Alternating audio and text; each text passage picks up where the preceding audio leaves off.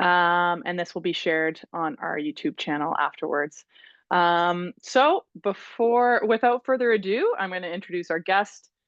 Jodi is a dedicated coach with a passion for empowering athletes to reach their full potential. Certified as an NCCP Performance Coach in throws and an NCCP Club Coach in wheelchair racing, her expertise lies in enhancing performance and fostering talent in various disciplines. She believes in collaborating with athletes to find what ignites their love for the sport and help them reach their full potential. Recently, Jodi was the lead coach for Katie Pegg, who competed at the Paris 2024 Paralympics, where she finished seventh in the F46 shot put. Jodi believes in the power of sport to inspire and transform lives and is excited to continue helping athletes achieve their goals. We're so stoked to have you, Jodi. Over to you. Perfect. Thank you so much, Allison. I will do a quick apology as well for my voice. I am sick again, unfortunately, but hopefully you can all bear with me. As well, I will also preface this that if I do ever speak too fast, I tend to speak fast in my regular life. And then when I get a topic that I'm passionate about, I tend to speak very fast on that as well. So if I'm ever speaking too fast, just tell me that I'm speaking too fast and I will slow down for you all there. I would also like to acknowledge that I live in Mi'kma'ki. I live, work, and play in Mi'kma'ki, and I'm very fortunate to train with my athletes on this land and really embrace the heritage that's on this land from way back when to now. And I also want to acknowledge that not only with the Mi'kma'ki individuals, but then also the rich history of African Nova Scotias that have been a part of Mi'kma'ki for the past 400 years. Awesome. So without further ado, I'm going to kind of talk to you about mostly about Katie's path and then also some kind of coaching philosophy things that I have on the way. When I got asked to do this presentation, I didn't really know what I wanted to talk about. So I kind of made this very general topic and kind of changed a little bit along the way as I've made the slideshow and everything too. So I hope that you still gain something from it. I've learned so much over this past year on this journey with Katie. It's been all consuming in one of the best ways possible, and kind of going through it there. So I will also say that those are kind of my credentials there. I hate alphabet soup, but in academia, we're so used to it now. So it's always just kind of always on my slide. Um, but yeah, so to kind of bring us to where we are from talent identification to the Paralympics, I also want to kind of set the stage of what my coaching philosophy is. My coaching philosophy is really deep rooted in this gentleman on the screen. This is my former coach, Steve Woolman. And he really empowered a lot more in me than just sport itself. And I really want to include that with my athletes. I believe in the power of sport in every way, shape, or form. I believe it can transform lives. I believe it can be really the cornerstone of a lot of good aspects and maybe some poor aspects of our society. But I really want to foster athletes to be the best that they can be. I am um, very into inclusivity and respect from a coach athlete perspective, a coach to coach perspective, and an athlete to athlete perspective. We are developing more than just athletes, we're developing humans and really understanding that holistic development as well. I'm also very well aware that I'm in a sport that is very individualized, and I can't give out, nor do I want to give out general training plans. So individualized coaching is a really big cornerstone of my coaching philosophy there as well. A little bit more, I have a long coaching philosophy. It's the academic in me. Really kind of that positive reinforcement and growth, and including doing more than what we call the typical sandwich approach. I believe that every opportunity is an opportunity to learn. And with that, that kind of goes to on our commitment to excellence with that as well. And I inflict that we joke in some of my older athletes, my varsity athletes right now. I'm very hard on my athletes, but in a very good way. I want them to do well. I want them to be more than just athletes. I want them to be good human functionings in society. We come from a very mutual respect there as well. Then with that as well comes an ethical and responsible coaching. I full-heartedly believe in things like safe sport, rule of two, all of those things. I believe that is how we can truly advance our sport into being a true safe space for athletes. And so those are kind of my 7 points of my coaching philosophy. And I want athletes to be athletes, but to also enjoy activity and be lifelong physical activity individuals too. And to preface this as well, there is not an athlete that I don't coach, for lack of a better term. If somebody comes to me and wants to throw heavy things, by all means, come on out. If you want to go from the recreational side, the development side, all the way up to the high performance side, I'm game. That's kind of my general philosophy too, is that I'm not a no person. I was giving a lecture last night at Acadia, and I kind of termed this like a big fan of yes. There is not much that I will say no to when it comes to athlete development and helping athletes kind of put their best foot forward and develop to their full potential there. So this is a little bit of my coaching journey. I started out as an athlete. I got involved in track and field in about I took it more seriously in grades 10 and 11 when basketball team sports weren't really going my way. So I took a liking to individual sports where all the pressure was a little bit more on me. Competed as an athlete at the national level, really enjoyed it, had a great time. Competed at the varsity level when I went to university. Again, had a great time and really kind of flourished in that environment with my coach at the time in university. And then after that, I started doing my master's, and I didn't really make that transition that some athletes do, where it's like, okay, you could either really take it seriously and push to the next performance, or kind of have other paths. And I decided to kind of go the other path there. I was a big fan of kind of the traditional academic routes, so I went and did my master's out in UBC, which really ties in well with kind of where I am now, too. That's kind of really started my coaching career. I use career lightly because I don't know what everyone's definition of career is. I don't really get paid through this, so I don't know if I can really consider it a career. But takes up a lot of my time though, so maybe it is a career. So kind of going to that learner route there. I love learning. I will always consider myself a learner in every way, shape, or form. There's not a room you can be in that you're not going to learn something. And you learn from multiple different perspectives and everything there, and take everything for granted, or never take anything for granted when you're in a room. So in my master's, I started doing the coaching, kind of twofold. I had some really good influential coaches in my life, some also not so very good coaches. So that kind of also helped me really want to make sure that there was a safe space in coaching.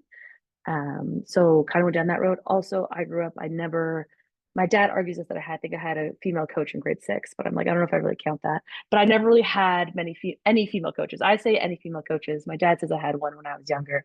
I don't remember it fully. But not many influential female coaches in my life. And I really wanted to uh, be that voice, be that person at the table, to show that women can be in coaching. Women deserve a spot at the table in coaching. Women deserve a spot in sport in general. And yeah, so that's kind of how I got to this role now. I'm very fortunate that I'm doing my PhD right now, not in coaching by any means in cancer care, but that does allow me a lot of flexibility with coaching. That right now I would call it a writing phase in my PhD. So I'm very fortunate and very privileged to be able to coach at the level that I'm at without having that kind of income from coaching. And I recognize those systematic errors that are at play, that I am privileged enough to be able to do that, but not many women in coaching are. And I actively try to work against those systems. But I also know that I currently am kind of a pawn in that system because I'm in a privileged position to be able to do that. But I am actively working against that. That's my rant for the right now. I'll try not to get too much down that rabbit hole. I could have a whole other webinar on that, but I won't. So now I'm a coach. I coach at SMU. I coach at Athletics East, and then also really taken on this para journey in the last little bit, as well. I think I said this before, but I really want to emphasize this. I consider myself a throws coach. I don't consider myself a para coach. I don't consider myself an able-bodied coach by any means. I am a throws coach. I coach people who want to throw, whether that be on the para side or the open side. So that's one thing that I also want to kind of preface there as well. I also preface this, I know that not everyone here comes from athletics background. We have a little bit of different dynamic in athletics. I call it weird. Don't ever want to be a head coach in athletics. That is not my desire in life. I don't want to manage coaches, manage other people. I want to coach athletes. So there's this weird dynamic. That's why I always call it a lead coach typically, because I think an assistant coach also seems kind of weird too, because no one is really telling me what to do in any way. I'm still the lead coach for Katie. I'm the lead coach for my athletes. I still go to the head coach if I need more, like, not advice on training, but advice on kind of other aspects of the training world. But I lean on a lot of other coaches in athletics, Not to say that the head coach isn't great in his own right, but lean on a lot of event specific coaches there as well. With that as well, compensation is very minimal in athletics, if any, and I know that's a system that we're currently working against. And I'm a pawn in that system right now because I don't take a paycheck. Maybe if I to change the system, maybe you need to kind of voice yourself a little bit more, but that's the unfortunate reality. And then traditionally, there is a lack of collaboration in athletics. There's a lot of ownership over athletes that these would call the my athletes, even though the athletes are, I do my best to stray away from that language. Athletes are their own individuals. They can choose to go on to other things, other coaches as well. And I encourage that in my athletes. And I encourage collaboration between myself as well with other coaches. I don't know all the answers to anything. I don't know answers to anything at all, not all the things, but definitely none of the things as well. So kind of considering that, I really lean on a really good group of coaches in my corner to troubleshoot things with. I'm very fortunate to be surrounded by a lot of really good coaches in my life and kind of continuing that process there. So this is kind of getting into like the nitty gritty of kind of Katie's and I's journey over the last year. For a little bit of background, Katie approached me in September of 2023 in the weight room when I was coaching the SMU, so St. Mary's Athletics, SMU University's track and field program. And we had about 7 or 8 athletes in there. And she approached me, about wanting to come out and throw for SMU. That was the only goal. And like I said, I'm open to anyone coming out. So I said, sure, why not? Come on out. We have practice tomorrow, 4:00. We'll see you there. She showed up 4:00, all warmed up, probably one of the most functional first time athletes I've ever met in my life. I'll kind of get to a little bit later about the professionalism of Katie that's really allowed this year to flourish. She showed up ready to go. She was nervous for sure, but she proved herself. She was throwing very well there. She 100% very easily could make the SMU varsity team. She came out to practice again for the next 2 weeks. And then I was because so Katie obviously wanted to throw for the SMU team, and I was all for that. She made the team. First practice, it's like, you're in. And then as kind of the weeks went on, I was like, I wish I could took screenshots of the conversations with my sister that I was having, but it was like, she can do para athletics. How do I approach her about this? I was nervous. It was still very early on in our relationship and Katie's and I relationship. Really wanted to approach her about this, but didn't know quite how. At this point in my para coaching career, I didn't really know that much. I knew para was an option. Didn't really know that much about it. I had searched. I did know about it. I knew that I want to coach anybody, but not like kind of the full nitty gritty behind it. So I kind of searched up what I thought class she would be in. So she would be an F46, obviously. So she's kind of a little bit of a below the elbow amputee, they call it. She's not an amputee. She was just born without her radial bone. So I was talking to my sister, and I eventually had my one-on-one meeting with Katie, and I brought it up to her, and I said, "Have you ever thought about going to Paraside?" And her immediate response was, "I'm not disabled enough." And that's where I think the para-athletics, because she was thinking wheelchair rugby, wheelchair basketball, that sort of thing. Para-athletics is a very inclusive sport. No matter where, kind of what your impairment may be, there's typically a spot for you. It's not a perfect system by any means, but there's typically a spot for you in para-athletics. I said, well, actually, like we class it a certain different way, and you would be eligible. And then, unfortunately, not unfortunately, but then I was gone for the month of October last year, where I went to Calgary for a month to spend some time with my family and do some of my PhD work. And so then she's kind of on her own for a month, still doing video analysis and stuff like that from her back here. But she was game. She thought about it that night, talked to her mom and her stepfather about it, and she was game. Then the rest is history. It went very quickly. Athletics Canada got involved very quickly. She went to Dubai in February to get internationally classed. So she skipped all provisional classification, national classification, and went right to international classification, which is very rare. And not many athletes do that. I will preface that as well. Went to right to international classification, competed in Dubai, came back and competed at just AUS after that and came fourth, which was great amongst her able-bodied peers. And then U Sports, then a training camp, then came back to school. The reality of the school set in, named to a world para-athletics team in Japan. Came back, worked in Toronto for a little bit to spend some time with her family. Came back to Nova Scotia, went to Montreal for nationals, and then named to the Paralympic team. So to say Katie's journey was fast is an understatement. It was full speed ahead. My goal with Katie was to really, these are kind of the four things when I was thinking about this, of what were the things that we are thinking about as we're coming through, kind of building that Paralympian in a year, and kind of going through that sort of aspect there. So some takeaways that I kind of came up with is that I have a very big philosophy on fun. Enjoy the sport, enjoy the team camaraderie that you have in the sport. That's one thing that Katie even mentioned to me a couple times. She's like, I didn't realize, she comes from a football background. She's like, I didn't realize that you could, like, not that she wasn't having fun at football practices, but it's a different type of fun. Like, we're laughing, we're smiling, we're in practices in a very different way. One of my coaching philosophies, which actually isn't written down, but is a happy athlete is a healthy athlete, is a good athlete. And that's one of my really big kind of aspects there, is that make sure that she's happy and healthy throughout her journey here as well. So enjoying the sport was a big part of that. Surrounding her with really good people. I'm kind of skipping that off too, but I'll go back to that. Working with other really good coaches and removing coaches that I'm eventually was like, oh, maybe this is not the best situation for her, and kind of doing the proper things and potentially removing those coaches from that situation there as well. Kind of going back up to takeaway number 2, nothing is off the table. If Katie came to me for a practice and she saw something on Instagram and wanted to try it, sure, why not? Like, she's so early on and like in development and high performance that we want to make sure that I'm not saying no to anything. Let's try everything. I'm kind of go through that process there. So nothing is off the table. If she wanted to do well within reason. She never asked this, but if she wanted to do something like crazy, like 5 by 10 cleans, we'd have a discussion about it. But a lot of things like because internet is so prominent nowadays, and you can see everything online, that like legitimately nothing was on the table. She would send me videos on Instagram about drills she wanted to try. We tried them the next practice and figured that out from there.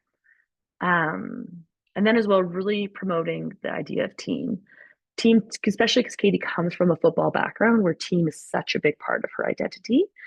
So really wanting to make sure that she knows that she is not alone out there, so that when she went on to Paris and was in that circle with 50,000 people watching, we were right there with her. Her whole team was right there with her, to a point where in the summer I was doing her workouts alongside her, to make sure, because a lot of times what would happen in the gym, we were there and there was one of her and there was probably about 4 of us, 3 to 4 of us, just like watching her. So that can be very intimidating as well. So eventually I was like, screw it, I'll come and do these workouts with you as well, to kind of make sure that she feels like she is part of a team there in an individual sport. That kind of carried on throughout our training plans there as well. I always use this phrase that we really towed the line. Sorry, my graphics aren't great here. I'm not the best at this. Of towing the line between high performance and development. Katie she's high performing in every way possible. She made it to the pinnacle of a Paralympian's career, really. Like, she made it to the Paralympics, but she still is 1 year into the sport. So really towing that line of treating her like a high performance athlete, but then also development athlete, which was very hard for me because, to be completely honest, throughout this whole journey, like, I've coached at universities, I've coached things like that. But I was always on like kind of the periphery of the high performance world. And I was really like thrust into it. I'm very lucky that I had really good mentors and a really good support system around me as well. But I was like always on the periphery of that inner circle. And then all of a sudden I was like bang in that circle within like 2 months. Which was very interesting to kind of go from that I don't know if I would get the development coach, but like a little bit of development coach, kind of high performance, not higher, to that high performance world as well, and learning a whole new language with that as well. And I had a responsibility to protect Katie in a lot of this as well. That I don't think she's on this call, and she'll find out. She knows I'm very well. She was learning a lot about this on the way, and she could be like very vulnerable with me about it, when she didn't know something. But I could not show any of that when I didn't know something. Like, if she came to me at practice, I admit if I didn't know something. But when there's these terms thrown at me and these like CAP meetings and like CAPE and all these things and game plan, blah, blah, blah, blah, blah, and all these insurance plans, and I'm there and I'm like, yeah, sounds good. But in reality, in my head, I'm like, I need to make mental notes of all of these things to ask my mentor coaches after this meeting. Which I think goes into a little bit of a different rant about kind of considering like coaches as well on this journey and how kind of overwhelming it can be in a lot of ways. We have really good supports for coaches in Atlantic provinces as well. And I am very fortunate that I surround myself with such good people that I can kind of pick their brain about that as well. I figured this might be because track is so different with a lot of things. I don't know if people on here are track coaches or are non-track coaches. But the big thing with track and field is most coaches is kind of the planning, tracking, and kind of going through that process there. And then also how to communicate the plan. And I'm also very open to other suggestions about how to do my plans, my communication. But this is kind of how I do mine currently. As you can see in the background of this slide is Katie's YTP, her yearly training plan. This format is one that I've used a lot historically, and it's changed quite a bit over the past couple of years. But right now, actually, Katie's YTP for this year looks nothing like this anymore, where I actually changed her weeks are now in rows rather than columns. But that's kind of the base. When I was making this presentation, I used last year's YTP. So that's why it's there, because even her goal was AUS, because this was very early on when I took the screenshot of this. But it's changed quite a bit from here. So kind of going through the planning, what is in the plan? There's a lot of things in the plan, and Katie always finds it hilarious that I have like 20 different tabs of one Excel sheet that goes through absolutely everything. Throws coaches are notoriously known for tracking, and going through tracking in quite a bit of detail, measuring training blocks by amount of throws, and then also how far they throw, looking at the loads and the tonnage of what if she's throwing a 3.25 kilogram weight to a 4.5 kilogram weight, and kind of going through that sort of process there. So we are notoriously good or bad, I don't know what you want to call it, for tracking. And I haven't found, honestly, to be completely honest, I haven't found the best way to track all of the workouts. I have input from a lot of other coaches of how they do theirs. One of the coaches that is a mentor of mine is the national team coach, and his has a lot of data that I just don't think I'm ready for. So I've kind of taken little pieces of that, and then as well with some other track coaches, and throw specific coaches there as well. So in the plan, I'm really going a million different directions right now, so I apologize. I should have practiced this beforehand. In the training plan is we have our yearly training plan, the goals of the training block, the overview of the training blocks, specific workouts will go into, current injuries, and her training log. And then I also have a space for like IST input in that as well. I will say that with IST input, I had toyed around with the idea of like having an IST lead. I think that would make my life easier in some ways. But at the end of the day, it is my responsibility, Katie's coaching plan. So I need to take kind of the realm on a lot of things. I communicate very closely with my IST team for Katie. We had a year-end meeting in September when I got back from Paris. And then we also will have quarterly meetings or as needed season transitioning meetings moving forward as a group. But then there's also one-on-one communication quite a bit as well. Part of her IST includes anyone from the head coach of the Paralympics to her APA, her athlete performance advisor, to her dietitian that we work with, physiotherapist, massage therapist. I'm missing some people in there. I have taken over strength and conditioning again now, so it's on me. But I'm trying to think if there's other aspects in there. There's somebody I'm missing. Oh, her mental performance coach. That's a big one. And that one has been a really big help for me as a sounding board for a lot of things that I want to try, and kind of going through that. If not to say that everything in the plan isn't important in the IST communication, but that relationship that I have with the mental performance coach was critical for Katie's success this summer. I will say that I was probably the most vulnerable I've ever been with her mental performance coach there, in a lot of ways, and like really, and so we were able to really work well together, and ensure that Katie had the best supports around her, which was wonderful. So then I try and always make it through. We had this idea of like one voice. There was a lot of times where there was a million people coming to Katie from a million different directions, that I kind of was like, okay, I hate to be like a controlling freak here, but Katie's 20 years old. At that time, she was only 19 years old. Let's kind of filter everything through me. If you need to talk to Katie one-on-one, that's fine. But like, let's filter it through me first to see if Katie needs to deal with that right now. But kind of everything with that one voice came through me throughout that process there as well. that I communicate the plan and a lot of like also the day-to-day training with Katie. I would spend up to like practices would be 2 to 3 hours long. And then sometimes I'd be almost spending a full day with Katie on competition days as well. So that relationship was key in everything moving forward, but also very well aware of kind of the ethical, responsible coaching with me as well, ensuring that Katie had other people to talk to in this process as well. That it was not, she did not always go to me for things. That's one thing that we saw very early on, is she kind of attached herself to me in a lot of ways, which was fine. I think I'm a very safe person to work with, but I also want her that if she does have a problem with me, she has other people to go to. And ensuring that there's other people that she knows that she can go to, whether that be the mental performance coach, whether that be the head coach of Athletics East, or kind of going through those sort of aspects there as well.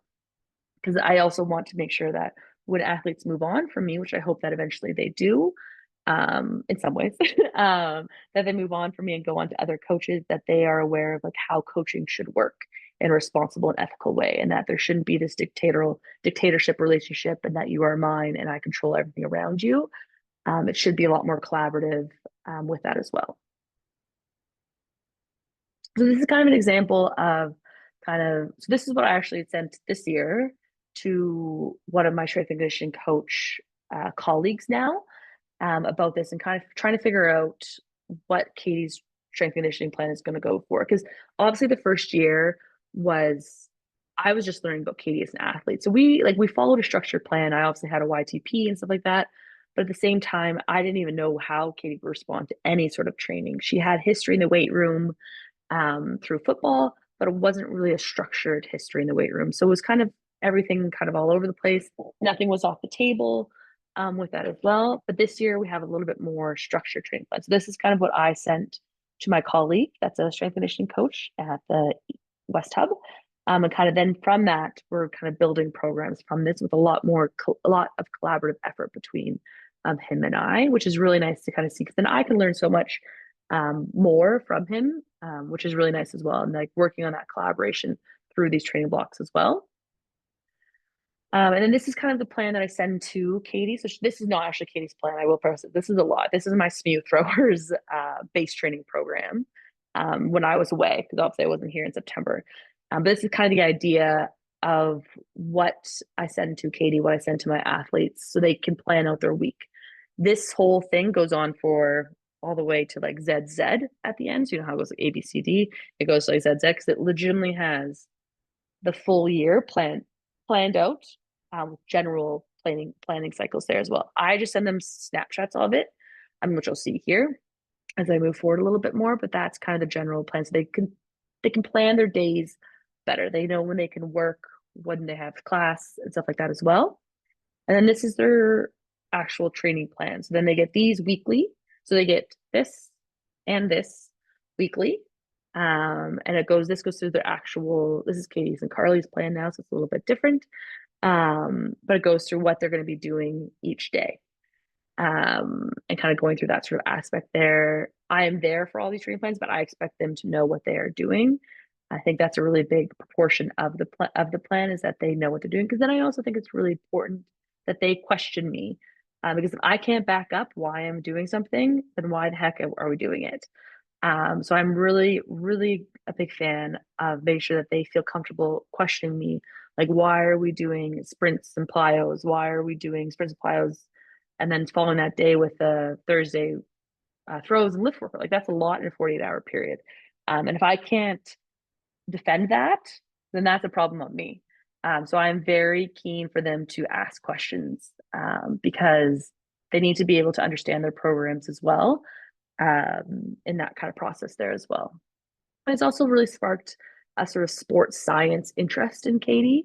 She's so young, so who knows what her life is going to look like. But now that she's very collaborative and part of the plan, she's very interested in this path, which I think is really important to empower young athletes to think of other career options after they're done there as well. And this is kind of how to communicate the plan. So I do this week on Sunday nights. I send them the plan. Also, this one I did Tuesday night, but I usually send them the plan and kind of go through. So they get that snapshot of what the week looks like here. I don't know if you can see my mouse or not. And then they open a PDF or a Microsoft Office Excel file that has the full workouts for them as well. Katie likes to write it out as well. So she sees the plan, she writes it out in her journal, and then she writes her weights and her distances of what she threw, and then she inputs them that night. And she doesn't do it every night, but usually by the end of the week, they're inputted in our tracking system there as well, which is really nice. And she loves having hard copy, and it's good for her to have that hard copy so that when she goes for training camps, goes for training plans, she has everything there. So she really likes having that there. So that's kind of, so those are more like smaller groupings there. But then obviously the bigger plan. So I have yearly and monthly plans there too that I usually send via email because they know that if anything's important, it'll be sent over email. Not that those other things are important, but bigger picture item things are sent via email.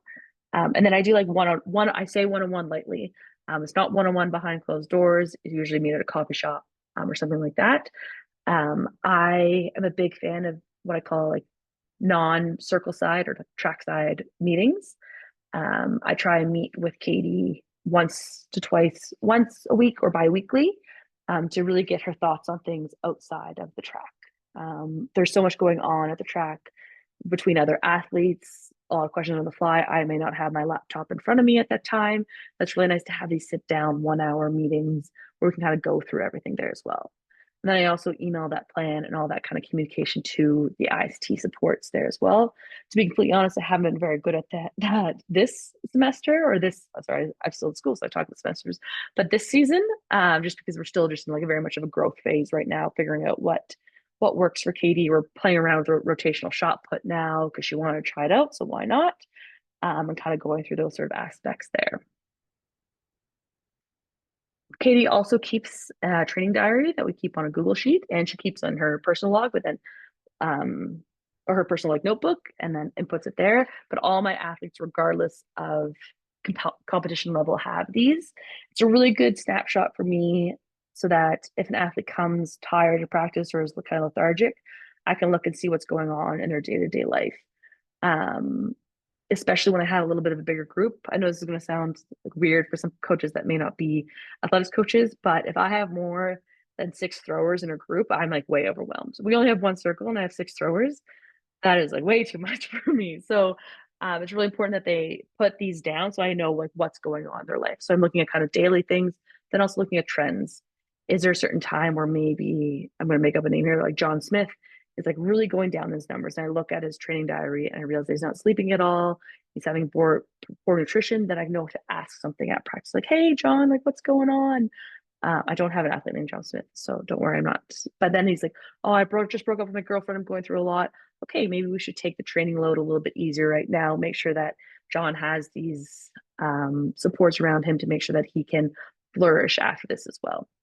So I'm a big fan of the daily training logs, and it also like holds my athletes accountable as well. Like I'm putting, I mean, not to make it, I don't want to think of it like a transactional system by any means, but I'm putting a lot of effort and work into their training plans. I would like to see them put in a little bit work as well.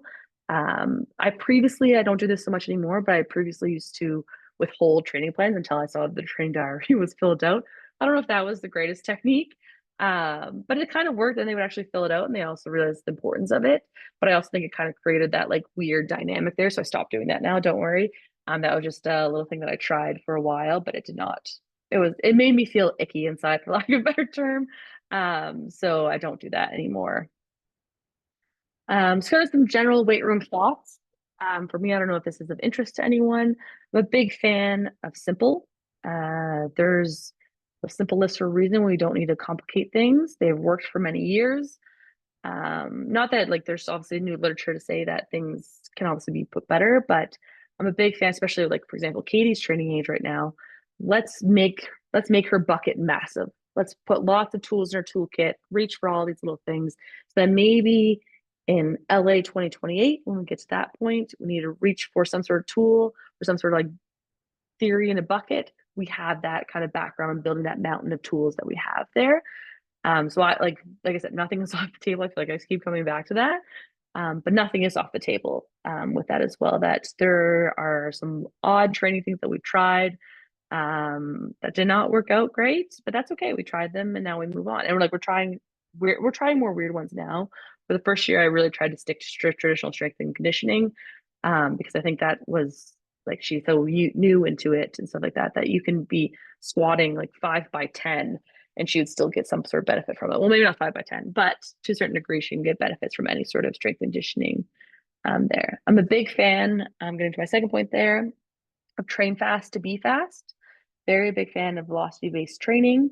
I did that when I was an athlete. I believe in the methods behind it in with regards to throwers, that you need to be fast in our throw world. So you need to train to be fast. There's obviously that comes with, obviously we have periodization. There's certain times where we are not as fast as we may be during in season. But Katie now has like a flex. I know obviously not all athletes have the privilege to be able to afford these, which is a flex that tracks the velocity of the bar. That really helps Katie coming from her football background. She wants to load that weight on, and it was moving. She's strong. She's very strong. I will say that, but it was moving slow. It was like, I don't know what an animal, it was like watching molasses go through. And I'm like, this is not benefiting us in the throw circle where you need to complete that task in less than a second, kind of thing. So it allowed Katie to focus on another number, rather than just the number of weight on the bar, but hitting a target within training as well.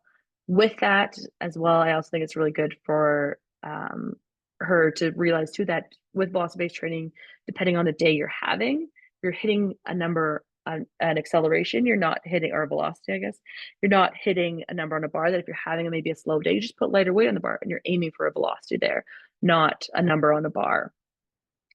Also a big fan of working in multiple planes. We never, even though she stays traditionally in like, I guess, 2 planes in her throw, there's no reason why we can't. Well, I guess she's a rotational at the end. I shouldn't say that, but we work in every plane. We work a lot of agility for her, even though agility isn't technically, I would argue that is a little bit sport specific, but some may argue against it. We work a lot of agility, a lot of plyos, a lot of that sort of aspect there as well. And then sport specific too. There is a sport specific piece in all pieces there. So making sure that we know the end goal is still obviously to throw that 4 kilogram ball as far as we possibly can. So we need to have sport specific training in there as well.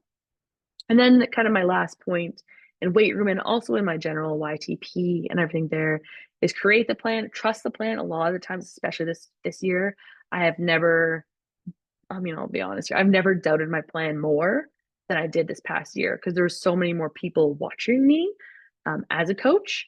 So I was like, I like need to know this. I need to like have this down. I've spent more hours than I probably ever have, like really getting to know this plan in every way, shape, or form.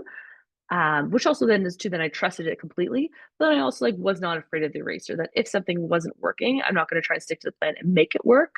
Let's make an adjustment and find out how we can make that work there as well. I think I'm almost done. Oh, this is just kind of a general thing. I don't know if people like data. I come from a throws background, so we love data. And this is her competition blocks, Katie's competition blocks. We can see some kind of general stuff. So we have block 1, block 2, and block 3. Block 2 is also very good. Katie competes well, which she competes a lot. It's one thing that I noticed. Obviously, this year I was just learning about Katie as an athlete. But she competes well when she competes a lot. That's also part of being training age of 1. So that was really good understanding of my perspective there. Those little yellow blocks are when she like wasn't really with me a lot of the time, and there was kind of some other factors there. So I probably should have deleted those for this presentation, but it's just the screenshot that I had. But kind of going through that there, obviously periodization, we are going to see those peaks and valleys. Getting Katie to understand that was a lot more, I don't want to say difficult, but like a lot more discussion that I anticipated. Is that when you're at training age of 1, you want to be better every time. And you usually are, but then you're also competing at a very high level and kind of understanding that dynamic of there's so many other pressures. You're at the Paralympics and there's 25 to 30,000 people watching you. That has a whole other idea and pressure around that as well. So yeah, that's kind of just some like general, it was cool to watch Katie's progression over the year, to say the least. She really progressed very well. I was most impressed again with her professionalism throughout this, that she was able to take this all in stride. That's one thing that I've definitely noticed, is that I take professional athletes for granted, I think, a lot of the time, that they really need to be praised for that because it's a huge component of training. And that professionalism, when I talk about professionalism, I mean like showing up on time and being there, listening, very intently listening to her, not only listening to me, but also listening to her body and coming to me when she's like, I don't think I can come to training today because I'm just stressed with school. Like that shows a huge push or huge aspect of professionalism from Katie, and I like applaud her for that. I think that also comes from her football background in that sort of sense there as well, which is really nice to see because we don't always see that in the throws world or in the track world. At least I don't all the time. This is kind of my general summary here. I don't even know how much time. Oh, look at me, 15 minutes, almost there. So there's so many different pieces to the puzzle. There was so many different characters that were brought in this year, so many different things. But it's really important. I think one thing that I noticed this year is that relationship between Katie and I was like the cornerstone of a lot of our kind of relationship building there. And I think one of the reasons why Katie was able to do so well is that we did have complete trust in each other through that process. Time, you never know how much time you're going to have in regards to sometimes a training plan. You asked me, even at this time last year, that I was going to be coaching a Paralympian, I would have said no. And now, like, I have 2 athletes on cap and potentially kind of some more athletes coming up, which is really nice. So it's just like it's really opened my eyes in a lot of ways, and kind of that idea of like being a fan of yes had really opened up a lot of opportunities for me. Progression looks very differently on for every single person, but making sure that the athletes kind of can work together or like you can work with your athletes to ensure that they feel that even if they're not progressing in certain aspects, that they can be progressing in other aspects there as well. And then many minds make light work. I could not have done this without my support system around me, including not only my professional support, but my home life support there as well. That it's really important to have good supports around because that just will enhance Katie's future with this as well, and in making sure that she enjoys the sport through there as well. I don't really. That's actually it. I don't know if that was too much or too little. I don't know if that's what anyone is expecting to get out of this, but I'm happy to answer any questions that you may have. That's my email also if you don't want to ask any questions out here. But yeah, happy to take any questions now as well. Please feel free to unmute and just ask. I'm going to stop sharing my screen too so I can see everyone. Although I don't think anyone turned their camera on, so never mind. Just me staring at you the whole time, you know. I love it, Allison. Hi, Jodi. It's Sherry. Hi, Sherry. Hi. First of all, thanks for everything that you do for, I'll start with women in coaching, as well as now all that you have done for para athletes in the Maritimes, and of course, now I can say for Canada as well. So tell us a little bit about what you felt when you walked into the Olympic Stadium. Yeah, well, that's a great question. The first time, so I was like very fortunate in my coaching journey that the first time I walked into the Paralympic Stadium, I was actually coincidentally, my parents came out to Paris with me.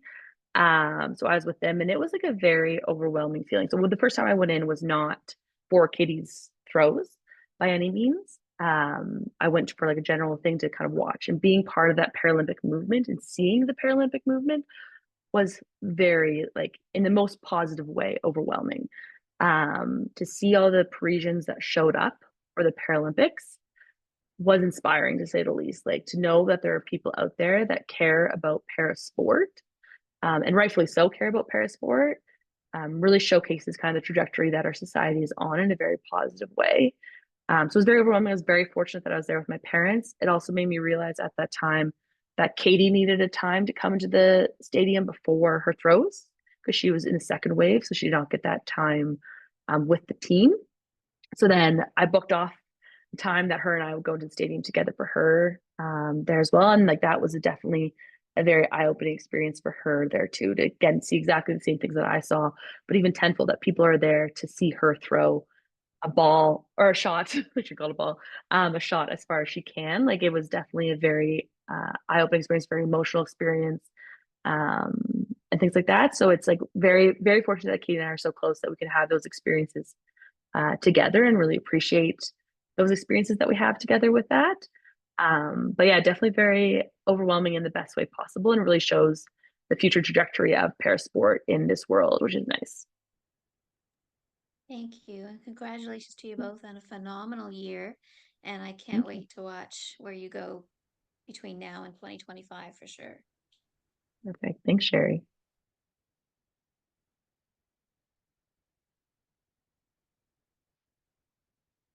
No one else has any questions. I answered them all in my presentation.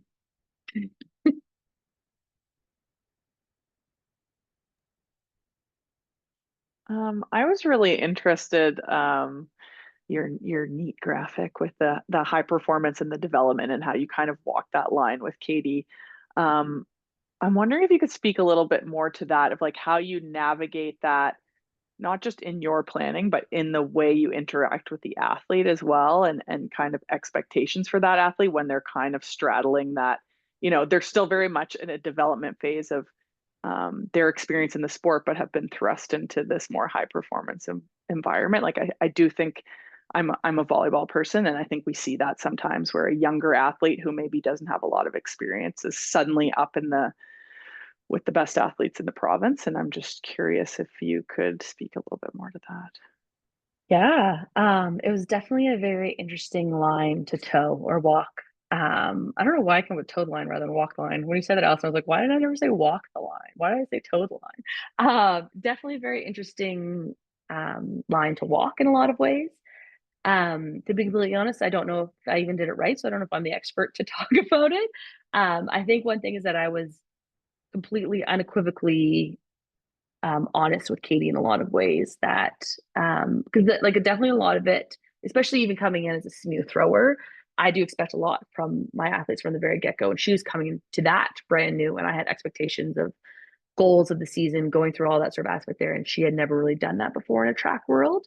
But she came in very like full on, full force, which was very positive in a lot of ways. It kind of had some points where we had to be like, okay, let's kind of slow down a little bit, and being very honest with her about that as well, that there's times where we need to like lock in, but it comes in ebbs and flows. There are times where we need to like sit down and come up with these targeted things that Athletics Canada wants to see, or Athletics Nova Scotia wants to see. We could go through that, but there are also times where we can just have fun out there throwing the shot. That I think it really comes down to like how I can communicate with Katie, and like maybe I should have had Katie on this call to talk about it as well, because I feel like she could offer a very different perspective in that sense about kind of walking that line there.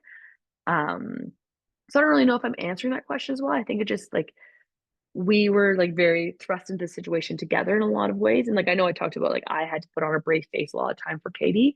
But there's also some times where I could be like, I don't want to say vulnerable to like a fault by means, where I could be like very vulnerable with Katie and being like, I'm feeling overwhelmed. How are you feeling? And like I think me showing that little bit of vulnerability can really help her be like, oh my gosh, like let me tell you about all this stuff, kind of feeling like that. But if I had this like mantra, which I don't have, but if I had this mantra of being like stoic and professional in that all the time, I don't think she would have been as vulnerable with me as well. So I think it's just like that relationship. It was really like poised on that relationship as well. And I would never come from a place in coaching where you're that stoic dictatorship kind of coach there. That's not my style in life, like at all. I teach university. I'm just like, you do whatever you want. So just like, I think that's just like that personality, and that's part of my coaching philosophy. Katie knows my coaching philosophy like to a T, because I'm very open and honest about it. I want my athletes to be hold me accountable to my coaching philosophy as well. So I think that's kind of that like being vulnerable with my athletes in that as well, I think really helped with that there too. I don't know if that really made sense, but Yeah, that was yeah. perfect. Thank you. Yeah, of Anyone else have questions for Jodi? I have one more if you don't mind. course. You had mentioned how Katie competed as an able-bodied athlete. for St. Mary's Mhm. and then went to the Paralympics.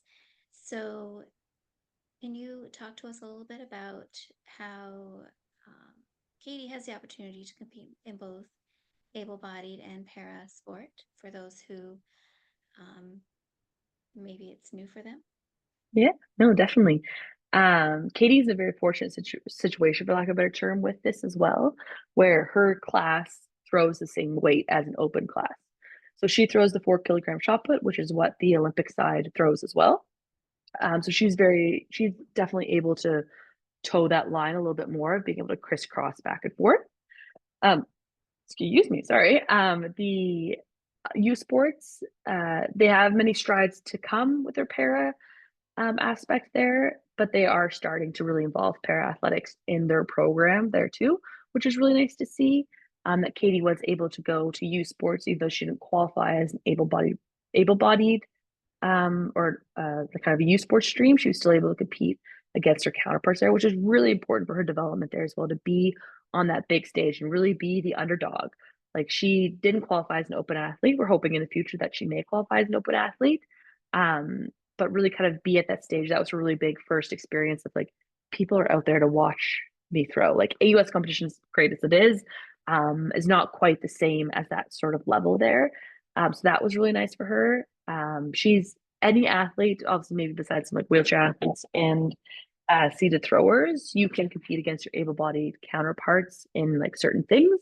Throws can be a little bit different because of weights as well, but it's like for the track events, it's based on time. It should always be based on time when you're like looking at provincial meets and stuff like that.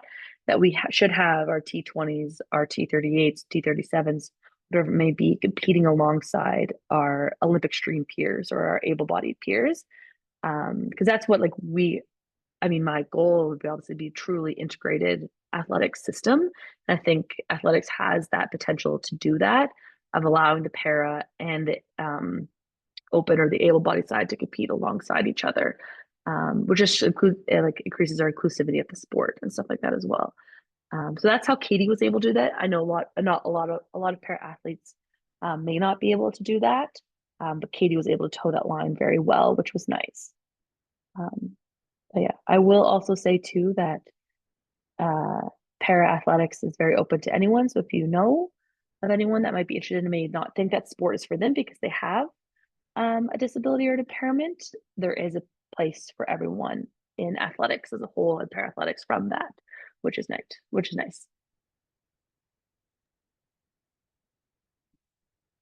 Thank you for that.